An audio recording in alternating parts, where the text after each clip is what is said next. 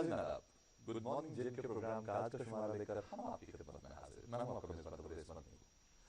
नाज़रीन, हम हर तरफ देखते हैं कि बच्चे जो हैं किताबों में बहुत लगे रहते हैं या गैजेट्स में लगे रहते हैं, और किताबों और गैजेट्स के अलावा उन्हें आजकल के दौर में बाहर की दुनिया का कुछ भी पता नहीं होता। हालांकि उन्हें वो दुनिया के हर कोने से जुड़े हुए हैं, but at the same time उन्हें अपने घर की गली के बारे में कुछ पता नहीं होता, घर के सामने जो ग्राउंड है उसके बारे में पता नहीं होता। वो हमेशा लगे रहते हैं गैजेट्स में, हमेशा लगे रहते हैं किताबों में। और ये जो दौड़ लगी है नंबरों को हासिल करने की, क्या यही एक्चुअल सक्सेस है?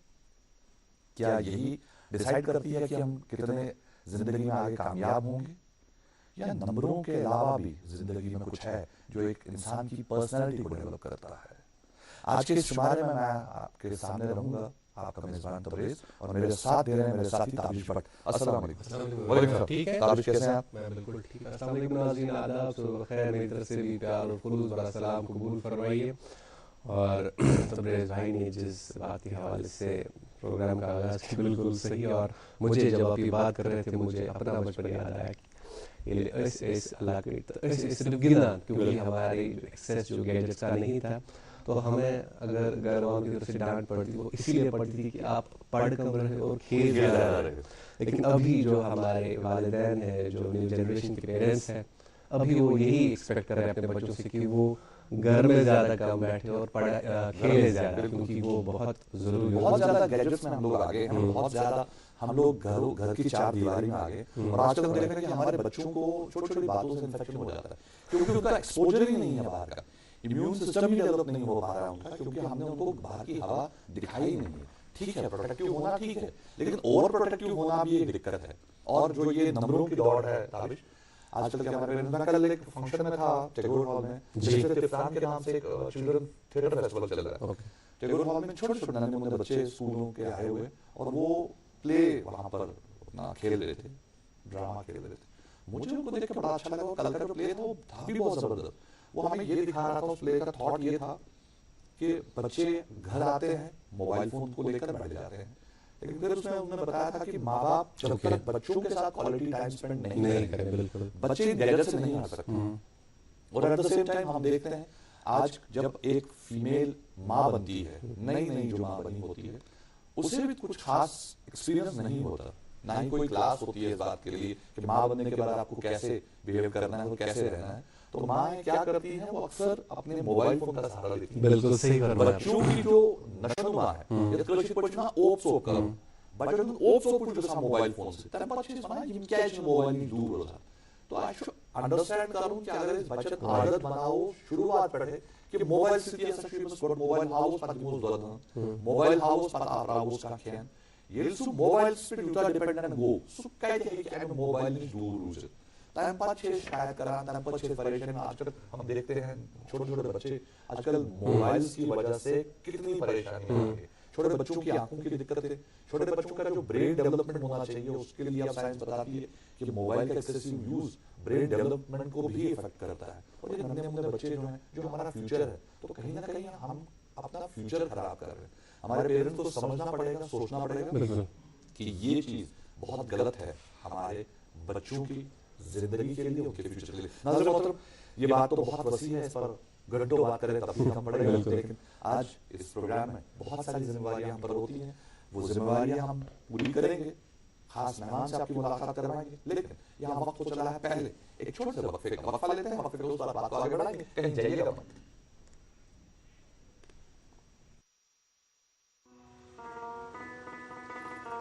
आपकी सर्दियों में सब सेट रहेगा, आपकी सर्दियों में सब सेट रहेगा, आपकी सर्दियों में सब सेट रहेगा, आपकी सर्दियों में सब सेट रहेगा, आपकी सर्दियों में सब सेट रहेगा।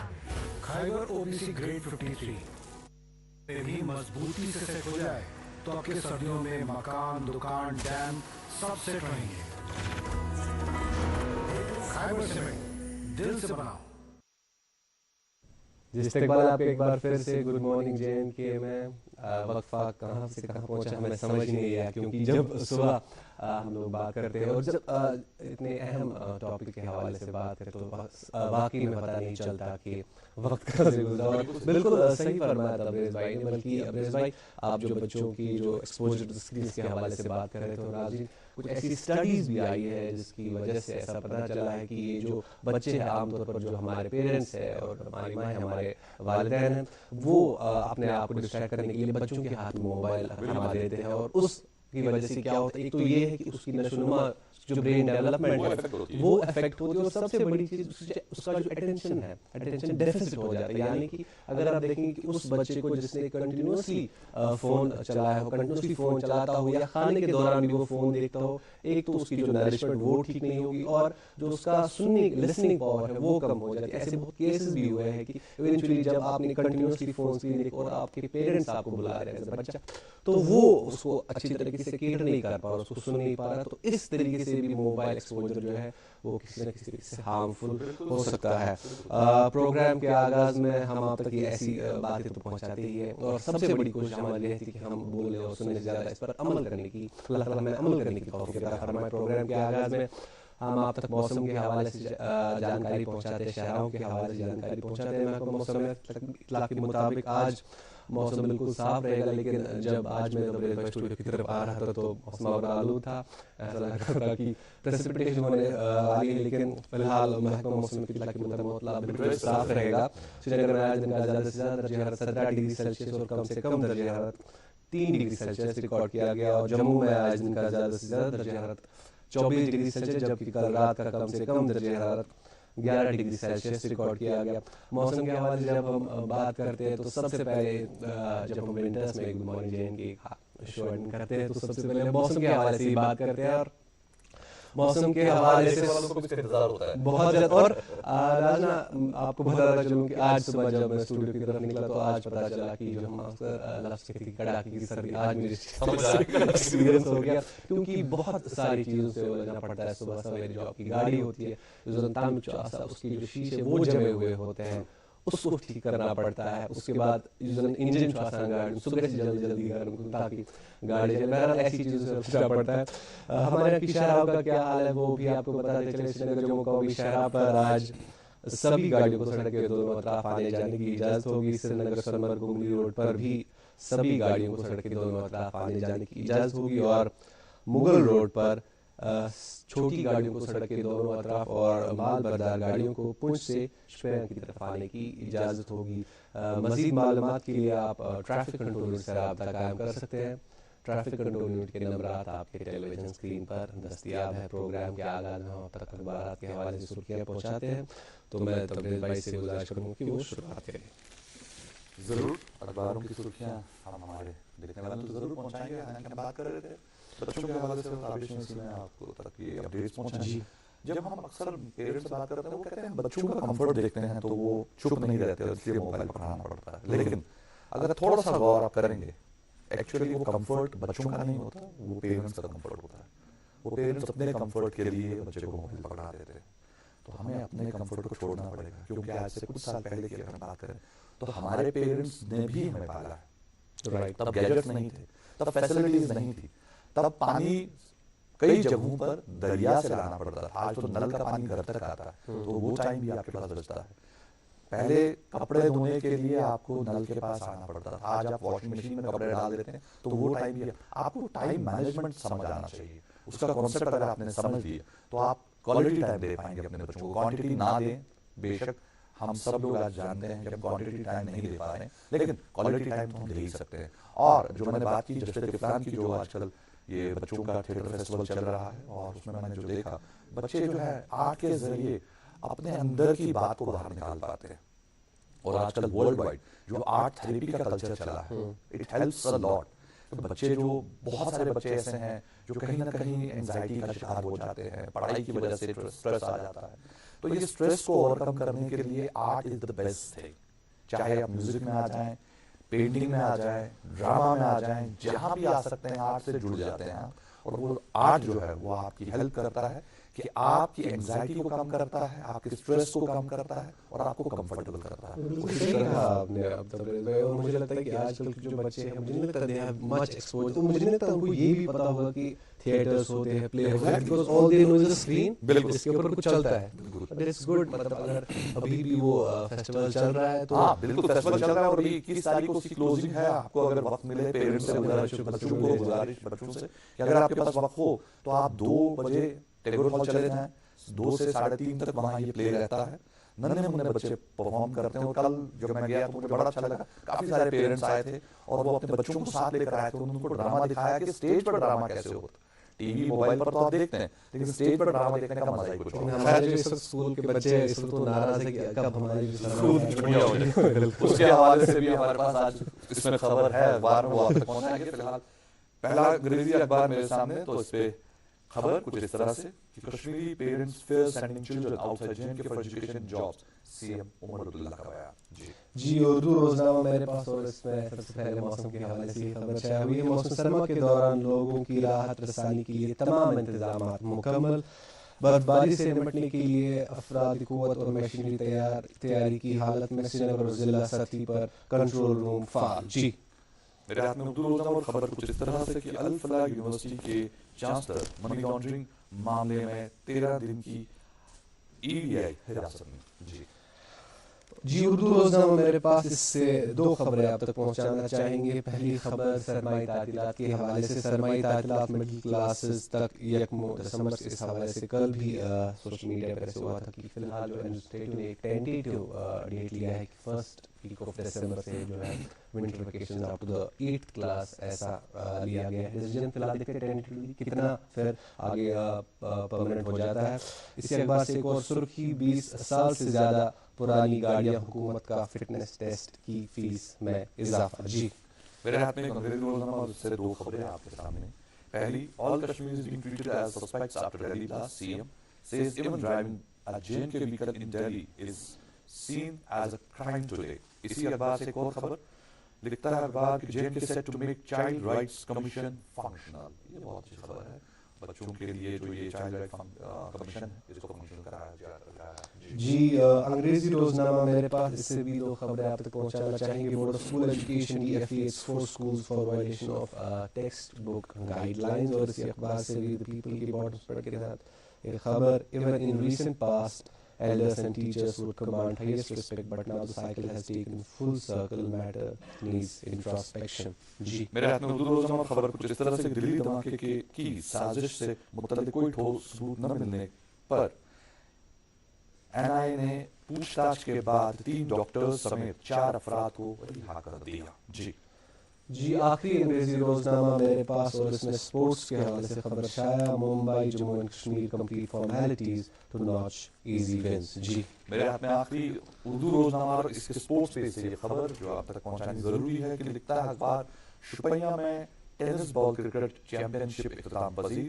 पुलिस के आला अफसरान ने चैंपियनशिप की इख्तितामी तकरीब में शिरकत करके खिलाड़ियों की हौसला अफजाई की। नाज़रीन मोहतरम, हमारी जो यूथ है वो किसी से कम नहीं है, सिर्फ उन्हें प्लेटफॉर्म देने की जरूरत है। अगर उन्हें सही प्लेटफॉर्म सही वक्त पे मिल जाए, दे कैन डू वंडर्स। लेकिन उसके लिए पेरेंट्स को भी समझना पड़ेगा कि हर कोई बच्चा डॉक्टर, हर कोई बच्चा इंजीनियर या हर कोई बच्चा IAS नहीं हो सकता। हर बच्चे की अपनी कैपेबिलिटी होती है, उसकी कुछ अपनी चाहते होती हैं, उनकी चाहतों को समझे और उन्हें मौका दे कि वो इसे एक्सप्लोर करे। और अगर वो वक्त पर सही जगह स्ट्राइक कर गए तो वो जिंदगी में आपका और अपना नाम रोशन करेंगे, न सिर्फ अपना और आपका बल्कि पूरे मुल्क का नाम रोशन करेंगे। तो इसी हवाले से आज के जो हमारे स्टूडियो में खास मेहमान को आज हमने दावत दी है, इन्होंने भी अपने दिल की सुनी और इनके पेरेंट्स ने इनको सपोर्ट किया और अपने दिल की सुनने के बाद, क्योंकि कहते हैं ना दिल रास्ता जानता है, आप सिर्फ दिल को सुने, उससे सही रास्ते की बिल्कुल खबर होती है। तो इन्होंने अपने दिल की सुनी और आज एक अफसर बनकर, एक शानदार ऑफिसर बनकर हमारे जम्मू कश्मीर में मौजूद हैं। हालांकि ताल्लुक इनका पंजाब से है, लेकिन अभी जम्मू कश्मीर को सर्व कर रहे हैं। मेरी मुराद श्री अंकुश गर्ग जी से है, जो कि एक सिविल सर्विस के हमारे शानदार अफसर हैं, जिन्होंने सिविल सर्विस क्रैक किया। उसके बाद आज एक डीएजी यानी डेप्यूटी अकाउंटेंट जनरल की हैसियत से यहाँ एजीज ऑफिस में अपने फराइज अंजाम दे रहे हैं। अंकुर जी, आपका बहुत बहुत वेलकम आज के इस प्रोग्राम में। मैं आपका और आपके व्यूअर्स का बहुत बहुत धन्यवाद करता हूँ कि आपने मुझे इस शो पे इनवाइट करा। It's an honor, sir। और अंकुश कुमार जी जो कि IAS है, बल्कि हम नाज़रीन प्रोग्राम से पहले यही डिस्कस कर रहे थे कि जो हमारे जो सिविल सर्विस एस्पिरेंट्स हैं, they are only confined to IAS and IPS service, और उसके बावजूद उसके आगे भी ऐसी कुछ सर्विस है। और हमारे सामने एक बेहतरीन एग्जाम्पल है आज, उसके हवाले से अंकुश जी हम आपके जो प्रोफेशन उसके हवाले से भी बात करेंगे, आपके जो AG ऑफिस जिससे आप ताल्लुक़ रखते हैं उससे भी बात करेंगे। लेकिन since it's a personality based show तो जाहिर सी बात है, जैसे कि तबरेज़ भाई ने कहा कि दिल की सुनी, सच में दिल की सुनी, जो आपके बचपन का सफ़र है उसके बारे में थोड़ा बताइए। कि जाहिर सी बात है, तबरेज़ भाई ने बताया कि आपका ताल्लुक़ पंजाब से है, लेकिन पंजाब में किस जगह से तालीम का जो जर्नी रही है, स्टडी जर्नी, वो कैसी रही, और IAS इस सर्विस में कैसे आना? एक्चुअली मैं बरनाला पंजाब से बिलोंग करता हूँ, that is a small place. तो मैंने अपनी स्कूलिंग वहाँ से करी and at that time I was average और above average I can say. और इसके बाद फिर मैंने सोचा कि मैं इंजीनियरिंग करूँगा। At that point of time I was good in maths, so this was a logical कि उस टाइम आपने अपने दिल की सुनी थी। तो मैंने इसके बाद इलेक्ट्रॉनिक्स एंड कम्युनिकेशन इंजीनियरिंग करी है JP यूनिवर्सिटी सोलन से। ओके। और उसके बाद फिर मैंने जॉब भी करी 1 साल के लिए इन एक्सेंचर मल्टीनेशनल कंपनी। तो वहाँ पे भी मेरा टाइम अच्छा गुजर रहा था, मैंने ऑलमोस्ट 1 साल वहाँ पे लगाया। लेकिन जिस दौरान मैं जॉब कर रहा था उस टाइम पे मुझे ऐसा लग रहा था कि बहुत सारी चीज़ें ऐसी हैं जो मैं मिस कर रहा हूँ। I was not getting that sort of satisfaction, I can से कि मुझे ऐसा लग रहा था कुछ चीज़ मैं और भी करना चाहता हूँ। अगर मैं लंबे टाइम कुछ करना चाहता हूँ 10, 15, 20, 30 साल के लिए, तो this is not my cup of tea और मुझे कुछ और करना है। साथ साथ में मुझे ऐसा लगता है कि whenever I used to go to big cities, जैसे कि मैं बेंगलोर में भी था, चंडीगढ़ में भी था, तो मुझे एक हमेशा से ऐसा रहता था कि कुछ अमेनिटीज जहाँ से मैं आया हूँ वहाँ पे कम है। जो बड़े शहर हैं वहाँ पे बहुत सारी अमेनिटीज हैं, चाहे बच्चों के लिए हो, एजुकेशन, मेट्रो सिटीज हैं। आप अगर देखेंगे वहाँ पे वाटर की जो वो है, इलेक्ट्रिसिटी देखेंगे, रोड्स का इंफ्रास्ट्रक्चर देखेंगे, जनरल पार्क्स देखेंगे, हर एक चीज बहुत ज्यादा डेवलप्ड है। तो मुझे हमेशा ऐसा लगता था कि वहाँ पे मैं ऐसा क्या कर सकता हूँ कि वहाँ पे भी एक जो अमेनिटीज हैं वो एक अच्छे लेवल की मैं ला सकूँ। बिल्कुल राइट। तो उस कॉन्टेक्स्ट में फिर मुझे ऐसा लग रहा था कि मुझे वो भी साथ में करना है। तो एट द सेम टाइम मेरे ब्रदर भी एक जुडिशियल सर्विसेज भी प्रिपेयर कर रहे थे, और भी मेरे कुछ फ्रेंड्स थे जो सर्विसेज की ही तैयारी कर रहे थे। तो वहाँ से उन्होंने मुझे ऐसा बोला कि आप पढ़ने में थोड़ा अच्छे हो, तो why don't you try and give it a shot. तो एट दैट टाइम फिर मैंने भी सोचा कि मैं ये तो नहीं करना चाह रहा हूँ, तो better why not try that. तो ऐसे मेरा एक सफर स्टार्ट हुआ। फिर मैं उसके बाद दिल्ली गया ऑलमोस्ट 2014 अक्टूबर में। मैंने वाजिरा में रवि एक इंस्टीट्यूशन है, वहाँ पे एक ज्वाइन, हाँ काफ़ी रिनाउंड इंस्टीट्यूशन है। तो मैंने ऑलमोस्ट 1 साल वहाँ पे कोचिंग ली, और इसके बाद in my third attempt in 2017 I cracked the civil service exam. Okay, बहुत तो दैट मींस 2017 में जो आपने शॉट दिया that was your best shot. Definitely. आज कितने मुतमईन हैं, कितने सेटिस्फाइड हैं आप कि जो आप कर रहे हैं, तो ये अब आपको लगता है कि this is your cup of T? Definitely इसमें मुझे ऐसा लगता है कि specially in the CAG office मुझे ऐसा लगता है कि हम बहुत सारे एम्बिट को टच करते हैं, गवर्नमेंट के हर स्फीयर को टच करते हैं। तो उस वजह से जो सॉर्ट ऑफ सेटिस्फेक्शन जो जॉब से आना चाहिए वो काफ़ी हद तक मुझे आ चुका है। अंकुर जी, जब आप सिविल सर्विसेज के लिए प्रिपेयर करते हैं as a civil aspirant, civil service aspirant, तो आपकी हमेशा एक प्रेफरेंसेस होती है कि which services you want to opt for, is it IAS, is it IPS? जैसा कि मैंने अभी भी कहा कि हम लोग बहुत कन्फाइंड है, हमारा जब लगता है कि सिविल सर्विस के लिए प्रिपेयर करना है तो सिर्फ IAS IPS है। So how did you land here in IA and IS?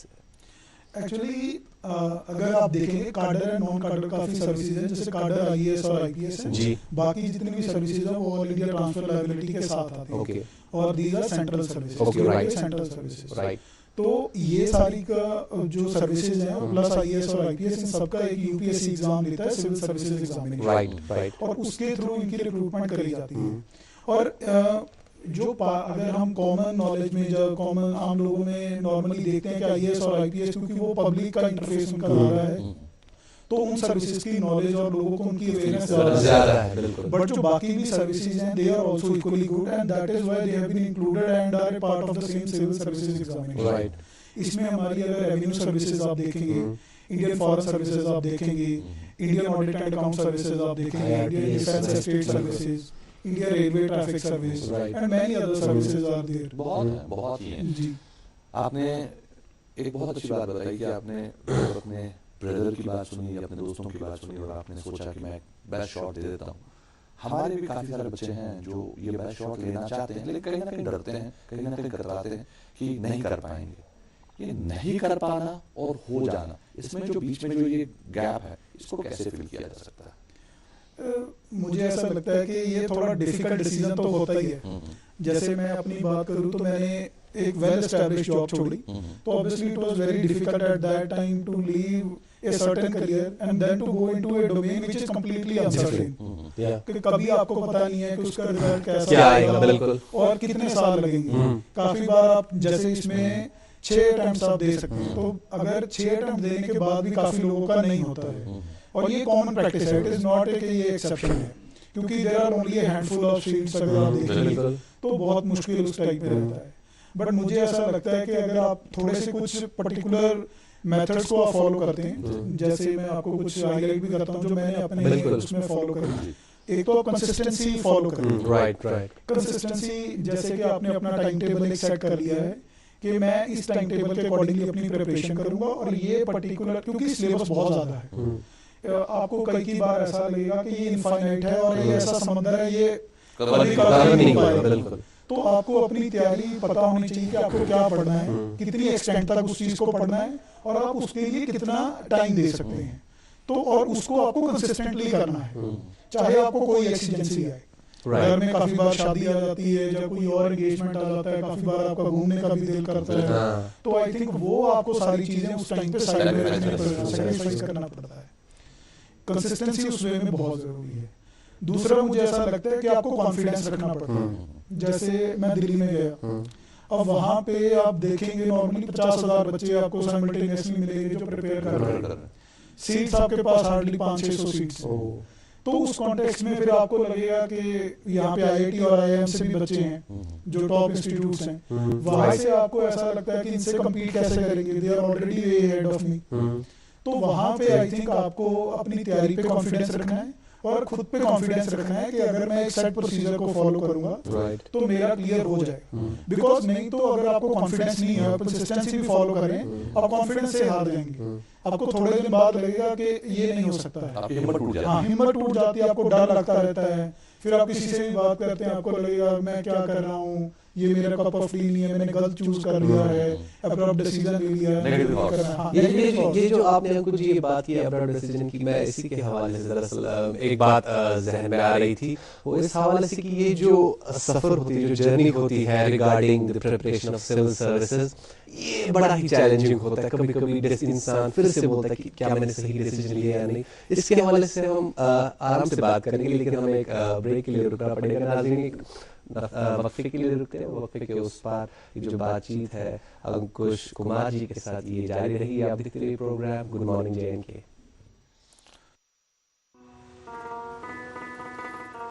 आपकी सर्दियों में सब सेट रहेगा। आपकी सर्दियों सब सेट रहेगा। आपकी सर्दियों में सब सेट रहेगा। आपकी सर्दियों में सब सेट रहेगा। आपकी सर्दियों में सब सेट रहेगा। खैबर OBC ग्रेड 53 सर्दियों में भी मजबूती से सेट हो जाए तो आपके सर्दियों में मकान, दुकान, डैम सब सेट रहेंगे। खैबर सीमेंट, दिल से बनाओ।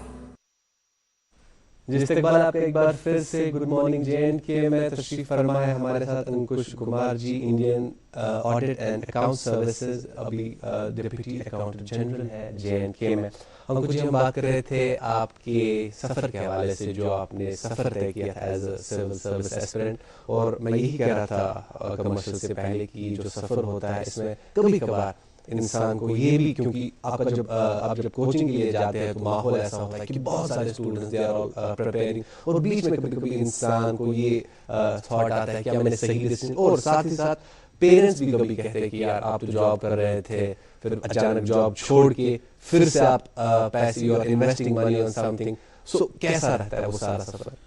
उस टाइम पे थोड़ा मुश्किल दौर तो रहता है, बट मेरे पेरेंट्स ने उस कॉन्टेक्स्ट में अगर मैं बोलूँ तो बहुत साथ दिया। That is very important. तो पेरेंट्स ने बोला अगर आप करना चाहते हैं and you are feeling confident about it तो आप आगे बढ़िए, क्योंकि ये अच्छी चीज है। अगर आप सोसाइटी को कुछ देना चाह रहे हैं, अगर आप सोसाइटी के बेटरमेंट के लिए सोचते हैं तो आपको जरूर जाना चाहिए।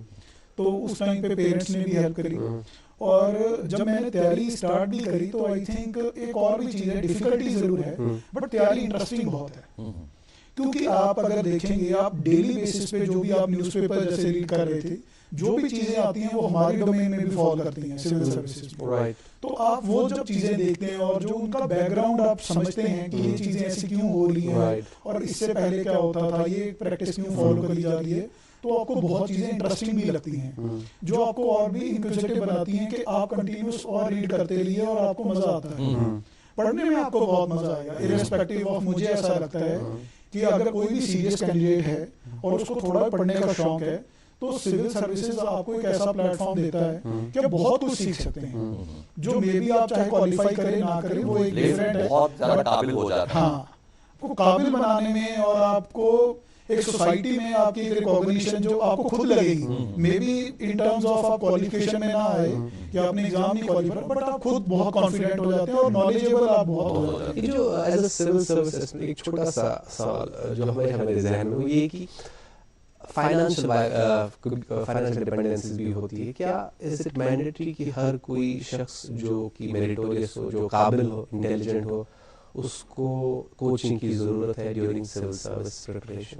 अभी तो इनफैक्ट मैं बोलूंगा कि पहले फिर भी मुझे ऐसा लगता था बिकॉज प्लेटफॉर्म्स अवेलेबल नहीं थे।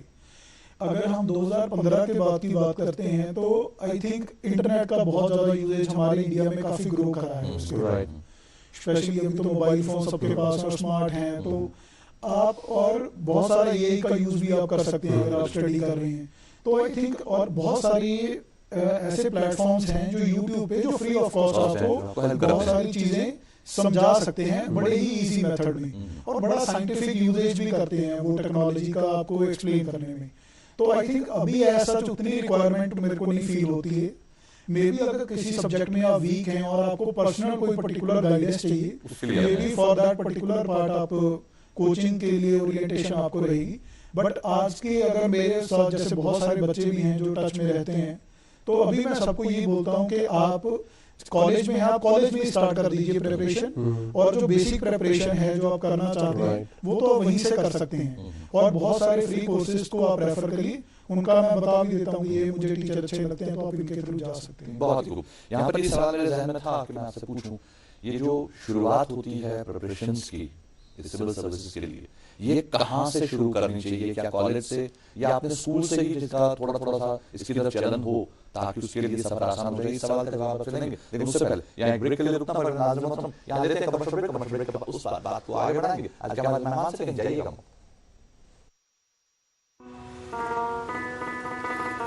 आपकी सर्दियों में सब सेट रहेगा। आपकी सर्दियों में सब सेट रहेगा।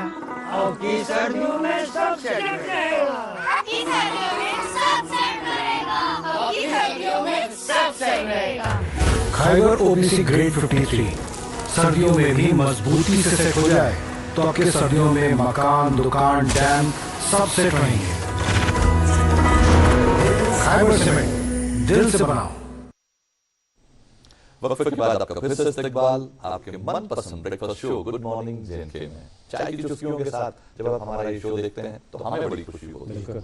और आज भी इस ठंडे ठंडे मौसम में चाय की चुस्कियों के साथ आप अपने घर में बैठे अपनी फैमिली के साथ ये शो एंजॉय कर रहे हैं। आपको भी अच्छा लगा होगा और हमें भी, क्योंकि आज के जो मेहमान हैं ये बहुत ही दिलचस्प इंसान हैं। हम जिनसे आज हम बात कर रहे हैं अंकुश गर्ग जी, यानी अंकुश कुमार गर्ग जी, जो कि एक सिविल सर्विस क्वालिफायर हैं और 2018 बैच के हमारे ये अफसर हैं, और आज डेप्यूटी अकाउंटेंट जनरल की हैसियत से अपने फराइज अंजाम दे रहे हैं जम्मू कश्मीर में। अंकुश से मैंने सवाल पूछा था कि ये प्रिपरेशंस कहाँ से शुरू हो सकती हैं, कहाँ पर करनी चाहिए बच्चे को, इसके बारे में कुछ बताएं। मुझे ऐसा पर्सनली अपने जो अगर जर्नी से मैं देखूं, क्योंकि जर्नी में 2-3 साल लगते हैं आपको, ये थोड़ा ऐसा नहीं है कि आपने आज स्टार्ट करा आपका मतलब 1 साल में भी कंप्लीट होना थोड़ा मुश्किल है, बिकॉज सिलेबस बहुत वास्ट है और आपको हर डोमेन में एक्सपर्ट बनना पड़ता है। मुझे आज भी याद है जब मैं फर्स्ट दिन गया था तो कोचिंग में तो मुझे एक रविंद्रन सर मिले, उन्होंने बोला कि आपको हर फील्ड में पीएचडी करनी है तो आपको उतना पढ़ना है और वो भी आपके पास 1 या 2 साल है जिसमें आपको कंप्लीट या कवर करना है, तो सिलेबस इतना ज़्यादा है। तो मुझे ऐसा लगता है कि आपको जितनी जल्दी आप स्टार्ट करें उतना अच्छा है। अगर आप मान लीजिए आप 10 से या 9 से अगर आपका बेंट ऑफ माइंड है कि आप सिविल सर्विसेज की तरफ जाना चाहते हैं, जब आप स्टेट सर्विसेज की तरफ जाना चाहते हैं, तो आप 9th और 10th से ही स्टार्ट कर सकते हैं। और अगर आप कॉलेज में हैं तो कॉलेज से भी आप, अगर अभी प्रेजेंट कॉलेज में है तो कॉलेज में भी स्टार्ट करिए। कितने घंटे एक इंसान को इसके लिए तैयारी करनी चाहिए? पर डे कितने घंटे का लगता है टाइम जिस पे उसको तैयारी करनी है? इसमें भी डिफरेंस है, डिफरेंस ऑफ ओपिनियन काफी मिलेगा आपको, बट जब आप तैयारी स्टार्ट करते हैं तो आई थिंक आपको बहुत टाइम एक बार तो देना पड़ेगा, बिकॉज सब चीजें न्यू हैं। आपको जैसे मैंने अभी बताया कि पीएचडी लेवल आपको हर एक सब्जेक्ट में स्टडी करनी है, इकोनॉमिक्स भी है, पॉलिटी भी है, ज्योग्राफी भी है, सोशियोलॉजी भी है। अब उन सारे एस्पेक्ट्स को स्टडी करने में टाइम लगेगा। तो जब मैंने अपना पर्सनल से अगर मैं बताऊं तो मैं पहले स्टार्ट करता था 12 से 13 घंटे, तो इट वुड बी मिनिमम, हाँ फॉर डे, तो इतना तो मिनिमम रहता ही रहता था जब इनिशियली स्टार्ट करा था, क्योंकि तब तो एक तो 5-6 घंटे तो कोचिंग में ही निकल रहे थे और उसके बाद उसको रिवाइज करना था और कुछ एडिशनल भी पढ़ना होता था जो उसका बैकग्राउंड है और उस कॉन्सेप्ट को क्लैरिटी के लिए।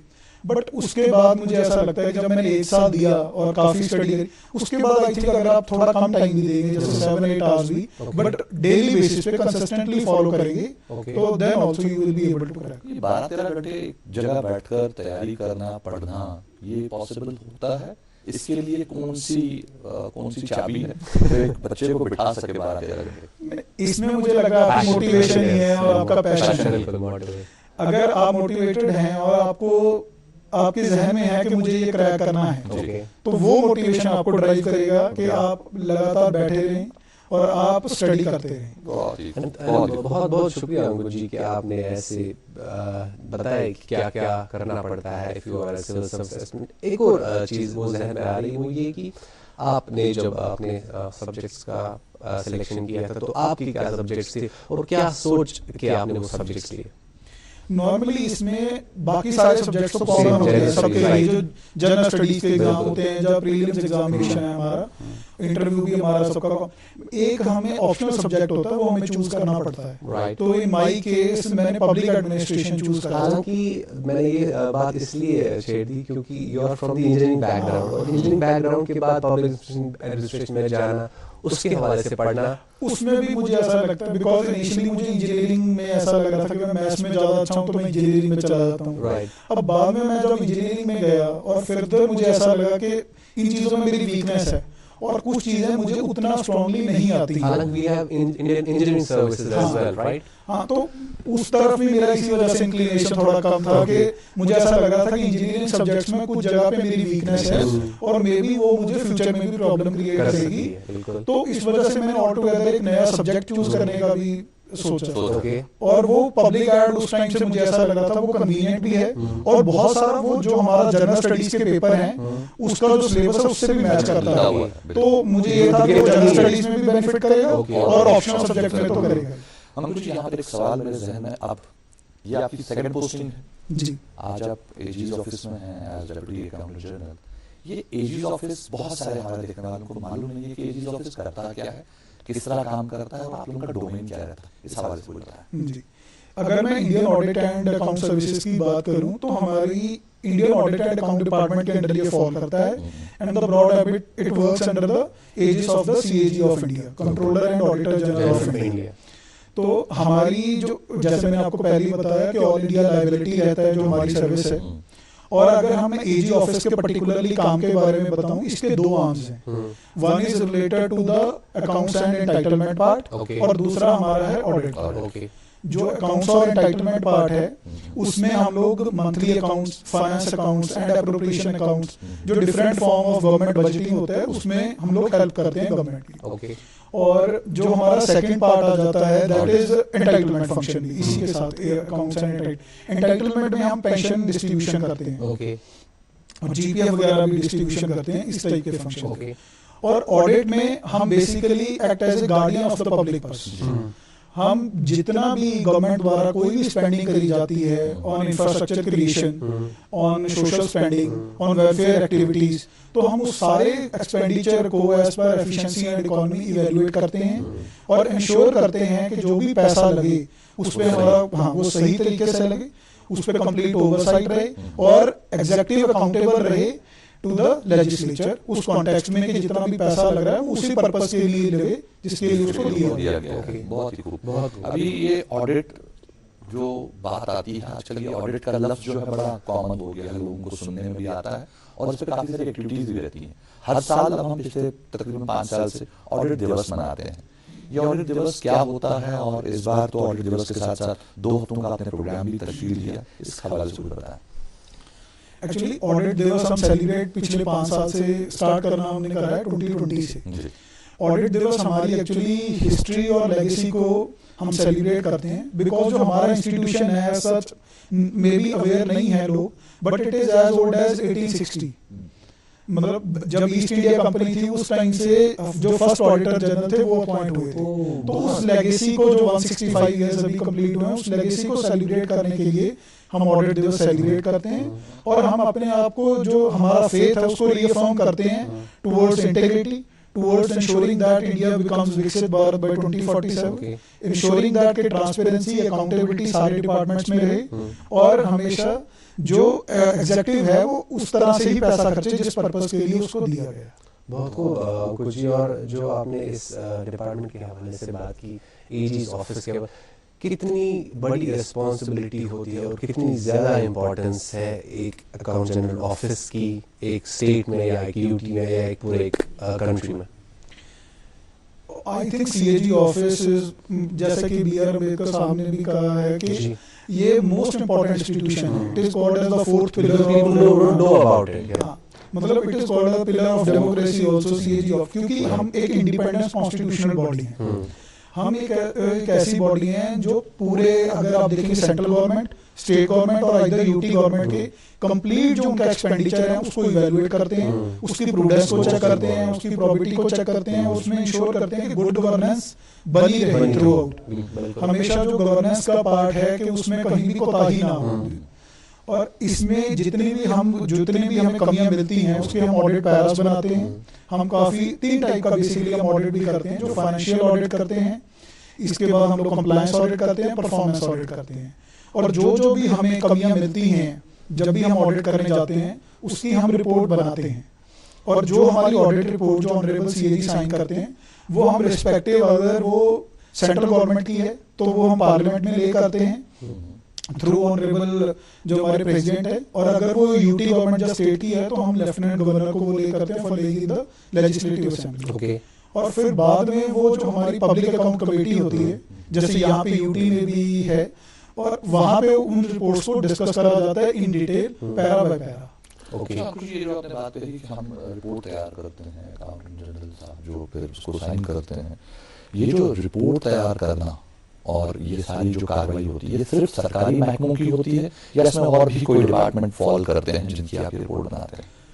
नहीं, इसमें जो पब्लिक पर्स की तरफ से हमारा जो मैंडेट है वो सिर्फ जो गवर्नमेंट एक्सपेंडिचर है हमने उसी को ऑडिट करना है और उसके ऊपर जो हमें कमियां मिलती हैं हमने उसको बताना है।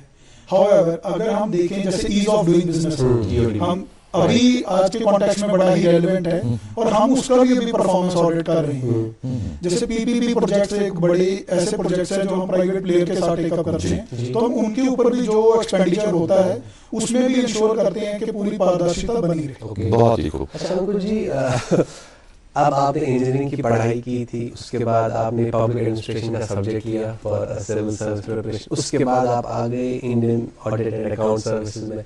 तो ये 3 डिफरेंट चीज़ें हैं। और जब आपकी पहली बार पोस्टिंग, क्योंकि जाहिर सी बात है जे&के आपकी दूसरी पोस्टिंग है, और जब आपकी पहली बार पोस्टिंग तो क्या चैलेंज थे, और जब आप फिर JNK आ गए, क्योंकि आप गुड मॉर्निंग JNK में इस वक्त, तो हम जाहिर सी बात JNK की भी बात करेंगे, JNK में कैसा एक्सपीरियंस रहा?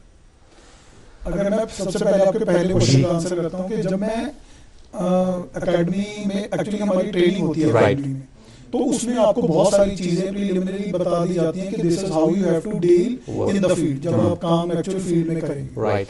तो उसमें मुझे बहुत सारी चीजें गेन हुई वहाँ से। और सेकेंडली हमारी काफी प्रोफेशनल सर्विस है, और ये आई थिंक बहुत ही नॉलेजेबल सर्विस है, बिकॉज अगर आप किसी भी डिपार्टमेंट में जा रहे हैं और अगर आप उनके पैराज आप लिखना है आपको, उसके ऊपर कुछ भी जो वो कमियां हैं, तो आपको उसके रूल्स एंड रेगुलेशंस, उसके ऊपर जो ऑर्डर्स और सर्कुलर्स उसके ऊपर अप्लाई करते हैं, तो वो भी आपको अच्छे से पता होने चाहिए। तो वो पढ़ना हमें रेगुलरली पड़ता है और अप टू डेट रहना पड़ता है। और तो वो मुझे थोड़ी सी, जब मैंने ज्वाइन करा तो मुझे डिफिकल्ट हुई, बट आई थिंक क्योंकि बहुत सारे आपके सीनियर भी आपकी हेल्प करते हैं, और जो आपके कोलीग होते हैं वो भी आपको बहुत सारी चीजें बताते हैं कि आप इस तरह से काम करिए। तो आई थिंक मुझे 1-2 साल में I was pretty comfortable of what I was doing.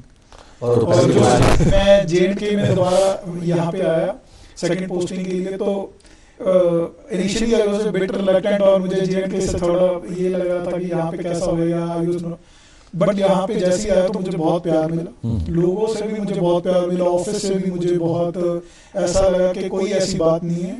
In fact अभी तो मैं काफी जगह भी यहाँ पे घूमा भी, ओवरऑल इंस्पेक्शंस पे भी गया, तो मुझे कभी भी ऐसा फील नहीं हुआ कि कोई भी इस टाइप की सिक्योरिटी है जब मुझे घूमने में कोई प्रॉब्लम है। तो JNK में, और वैसे देखने में भी मतलब ब्यूटी तो अनमैचेबल है, अगर आप इंडिया के किसी भी कोने में जाए, I think this would be one of the most beautiful places ever to be. तो अभी तो मैं I am feeling lucky that I am serving. कहाँ घूमे आप अंकुश जी, और क्या क्या एक्सपीरियंस किया कल्चरली? मैं जैसे आपके जो टॉप हमारे डेस्टिनेशंस हैं, गुलमर्ग हैं, सोनमर्ग हो गए, पहलगाम, दूध पथरी, तो I have travelled to all these places and beside other offbeat places also. और मुझे लग रहा है सारी जगह बहुत सुंदर है, बहुत ही एक ब्यूटी और एसेंस ऐसा कैप्चर करती हैं, आई think it is nowhere otherwise. अगर आप किसी भी जगह जाएं, जैसे पंजाब में तो आई फील के थोड़ी घूमने की कंपैरेटिवली जगह वहाँ पे कम है, but JNK is full of those places. और लेकिन एक चीज तो माननी पड़ेगी कि जो पंजाब की बात करते हैं, पंजाब के खेतों में से गुजरने का जो मजा आता है वो हिंदुस्तान के किसी शहर में नहीं आता है। वो छोटी छोटी सड़कें हैं, मैग्नेटाइज्ड रोड्स हैं। मुझे खुद का भी एक किस्सा याद आता है कि जब मैं 2018 में मैं बेंगलोर में जॉब कर रहा था, तो मैं 7-8 महीने के बाद, वो फर्स्ट टाइम था कि मैं इतना लंबा पीरियड में एक जगह पे रहा था, and then I was going back. तो जब मैं वापस बस में जा रहा था उस टाइम पे, जब मैं चंडीगढ़ में लैंड करा उसके बाद मैं बस में घर पे जा रहा था, तो मुझे इतनी हवा से वो आ रहा था कि जो प्यार मिलता है कि ये बहुत अच्छा लग रहा था मुझे कि मैं घर पे जा रहा हूँ और वापसी और उसी हवा में पानी में जा रहा हूँ, तो वो बहुत अच्छा लगा। खैर, इस पर एक और सवाल मेरे जहन का, 16 नवंबर को हमने ऑडिट दिवस मनाया, पूरे मुल्क में ये ऑडिट दिवस मनाया गया। इस ऑडिट दिवस पे क्या कुछ हुआ, और अब जो एक्टिविटीज चल रही हैं या जो चलेंगी 28 तारीख तक, वो क्या होंगी, कैसे रहेंगी, और 28 तारीख को क्या होगा जो कल नेशंस का होगा, इस हवाले से आपसे जवाब लेंगे। लेकिन उससे पहले नाज़िम मोहतरम यहाँ फिर से रुकना पड़ेगा एक ब्रेक के लिए। जी हाँ, कमर्शियल ब्रेक के उस पर बात को आगे बढ़ाएंगे, कहीं जाइएगा मत। आपकी सर्दियों में सब सेट रहेगा। आपकी सर्दियों में सब सेट रहेगा। आपकी सर्दियों में सब सेट रहेगा। आपकी सर्दियों में सब सेट रहेगा। आपकी सर्दियों में सब सेट रहेगा। खैबर OBC ग्रेड 53 सर्दियों में भी मजबूती से सेट हो जाए तो आपके सर्दियों में मकान, दुकान, डैम सब सेट रहेंगे। खैबर सीमेंट, दिल से बनाओ। नाज़रीन, आपका फिर से इस्तकबाल आपके अपने मनपसंद गुड मॉर्निंग शो में। जी हाँ, ये आपका ब्रेकफास्ट शो है गुड मॉर्निंग JNK, और गुड मॉर्निंग JNK आप बहुत ही प्यार से देखते हैं और बहुत ही प्यार से आपके मैसेजेस, आपके मेल्स हमें मौसूल होते रहते हैं। ऐसे ही आप चलाते रहें, ऐसे ही हमारी हौसला अफजाई करते रहें, आगे हम बेहतर से बेहतर प्रोग्राम्स आपकी खिदमत में पेश करते हैं। आज के इस प्रोग्राम में हमारे प्रोग्राम की ज़ीनत बनकर बैठे हैं श्री अंकुश कुमार गर्ग जी, जो कि IAS ऑफिसर हैं और डेप्यूटी अकाउंटेंट जनरल की हैसियत से सर्व कर रहे हैं अभी JNK में। उनसे हम बातचीत कर रहे हैं। उनसे मैंने सवाल पूछा था कि ये जो ऑडिट दिवस हमने मनाया, ये ऑडिट दिवस जो 16 तारीख को हमने मनाया, वो क्या था, उस दिन क्या कुछ हुआ, और उसके बाद जो ये 2 हफ्तों का प्रोग्राम है, इस बारे में बताया। जैसे मैंने पहले भी बताया, जो हमारा ऑडिट दिवस है, it is actually celebration of the history and legacy. उस दिन क्या तो होगा? 16th को जो हमारे ऑनरेबल सीएजी हैं जी, अलॉन्ग विद जो हमारे ऑनरेबल वाइस प्रेसिडेंट है, उन्होंने ओकेजन को ग्रेस करा और भारत मंडपम में हमने इसकी आगाज की। जी, और ये अभी हम 2 वीक के लिए सेलिब्रेट कर रहे हैं। और यहाँ पे अगर हम JNK की बात करें तो यहाँ पे हमने सबसे पहले तो योगा डे सेलिब्रेट करा जी, फॉर कि हमने लोगों को हेल्दी रहने की तरफ मोटिवेट करने के लिए। इसके बाद हमने एक सोशल और नोबल कॉज के ओरिएंटेशन में हमने ब्लड डोनेशन कैंप भी ऑर्गेनाइज करवाया, जिसमें मोर देन मुझे जो पता चला 70-80 लोगों ने पार्टिसिपेट करा और ब्लड डोनेशन किया। और इसके बाद हम बहुत सारे स्पेशली एबल्ड चिल्ड्रन के साथ पेंटिंग कंपटीशन भी ऑर्गेनाइज कर रहे हैं। और अवेयरनेस और CAG के बारे में लोगों को और पता चले और AG's ऑफिस के बारे में हम स्टूडेंट और यूनिवर्सिटी इंटरेक्शन भी कर रहे हैं ड्यूरिंग दैट पीरियड। और सोसाइटी को गिव बैक देने के लिए, वापस देने के लिए हम लोग एक क्लीननेस ड्राइव भी कर रहे हैं अभी डल गेट पे। और इसके बाद हम लोग कल्चरल एक्टिविटी से इस प्रोग्राम को खत्म करेंगे। बहुत ही खूब। बहुत, ये 2 हफ्तों का जो शेड्यूल बना है, या क्रॉस कंट्री बना है, या ये कुछ स्टेट्स में या कुछ ड्यूटीज के लिए स्पेशली बनाया गया है? नहीं, ये जितने भी हमारे AG's ऑफिसेज हैं अक्रॉस इंडिया, सब जगह पे उन्होंने अपना अपना डिफरेंट शेड्यूल बनाया हुआ है, जिसमें हम बहुत सारे स्टेक होल्डर्स के साथ इंटरेक्शन करते हैं, उनको अपनी वर्किंग के बारे में बताते हैं और इन जनरल खुद का रिफॉर्म करते हैं कि हमें इंटीग्रिटी और ट्रांसपेरेंसी से काम करना है और जितने भी डिपार्टमेंट्स को हमें चेक करना है उसमें भी हमें पारदर्शिता कंप्लीट तरीके से बना के रखें। ओके, अकाउंट्स में ऑडिट की आपने बात की, ऑडिट के अलावा जो AG's ऑफिस सर्व कर रहा है कंट्री को, हम जानते हैं कि बहुत सारे जो हमारे पहलू हैं AG's ऑफिस के, जहाँ सर्व चल रहा है, सर्विसेज चल रही हैं, जैसे हम लोग स्पोर्ट्स को लेकर बात कर रहे हैं या बाकी एक्टिविटीज को लेकर बात करें, उस बारे में कुछ बताएं कि कैसे काम चल रहा है और किस तरह से आप उस चीज को और आगे लेकर जा रहे हैं। CAG office, I don't know आप लोगों को कितना आइडिया होगा, जो आपके व्यूअर्स को कितना आइडिया है, CAG ऑफिस भी जो हमारे स्पोर्ट्स कोटा की रिक्रूटमेंट करते हैं। हम डिफरेंट स्पोर्ट्स के जितने भी पर्सनालिटीज हैं, जो भी अगर मान लीजिए कोई क्रिकेट में है, अगर वो रणजी में अच्छा कर रहा है तो हमारे टाइम टू टाइम इंटरव्यूज होते हैं बेस्ड ऑन द वैकेंसीज, जहाँ पे भी हम लोग रिक्रूटमेंट करते हैं, तो वहाँ पे लोग पार्टिसिपेट करके खुद भी CAG ऑफिस का पार्ट भी बन सकते हैं। और हमारे ऑफिस वाइज भी टीम्स रहती हैं, तो हम स्पोर्ट्स को काफ़ी एनकरेज भी करते हैं। और इनफैक्ट इवन ऑन ऑडिट दिवस भी हम लोगों ने जम्मू में भी और श्रीनगर में भी दोनों जगह पे बहुत सारे स्पोर्ट्स कंपटीशंस भी ऑर्गेनाइज कर रहे हैं, जैसे बैडमिंटन, क्रिकेट, फुटबॉल।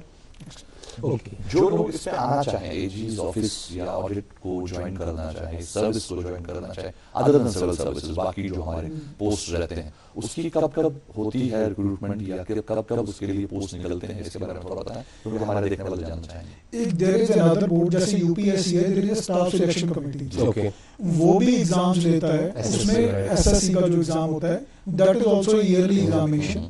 उसमें भी 2 लेवल पे रिक्रूटमेंट होता है जो हमारे ऑफिस द्वारा किया जाता है। One is at the auditor level, that is a non gazetted post और ए ग्रुप C पोस्ट, और एक one is a gazetted post, that is a assistant audit officer, वो that is a group B post, और उसका भी exam SSC ही लेता है। ये दोनों एग्जाम के थ्रू भी you can become a part of the CAG's office. Okay, great Ankur ji, हमने ऑडिट के हवाले से बहुत बात की, हमने अकाउंट जनरल ऑफिस के हवाले से बात की, अब हम कुछ और बातें भी करेंगे क्योंकि हमारे पास ज़्यादा वक्त भी नहीं है। यहाँ बताइए कि कश्मीर में आप हैं अभी, तो हाउ डिड यू फील यहाँ पे आना और सर्दी, इतनी सर्दी में रहना, या ये बताइए कि यहाँ पे कश्मीर में एक डे स्पेंड करना, हाउ इज योर डे, और फिर जब आप शाम को जाते हैं तो हाउ इज एवरीथिंग? अगर मैं पर्सनल रूटीन की बात करूँ तो नॉर्मली अगर ऑफिस डे है तो normally we start at around 5 o'clock और it goes even till 7 o'clock। तो उस दिन तो नॉर्मली कम ही टाइम मिलता है, क्योंकि सुबह आप रेडी होते हैं, ब्रेकफास्ट करते हैं और immediately go to the office, और फिर वो पूरा दिन ऑफिस में निकल जाता है। एंड जैसे मैंने पहले भी बताया, हमारी काफी नॉलेजेबल सर्विस है, तो आपको पूरा दिन रीड करना पड़ता है, तो many times you feel tired also, क्योंकि आप थक जाते हैं, आप सारा दिन पढ़ रहे होते हैं, there would be meetings also, और वो टोटली नॉलेज ओरिएंटेड मीटिंग्स है, because it is a professional service. Normally civil services generalized हैं, बट हमारी में क्या है, क्योंकि ये अकाउंटेंसी सर्विस है, तो आपको बहुत सारे फाइनेंशियल जो टर्म्स एंड टर्मिनोलॉजीज हैं उसको भी अंडरस्टैंड करना पड़ता है और अप्लाई करना है, और रूल्स भी आपको जानने हैं फॉर वेरियस डिपार्टमेंट्स।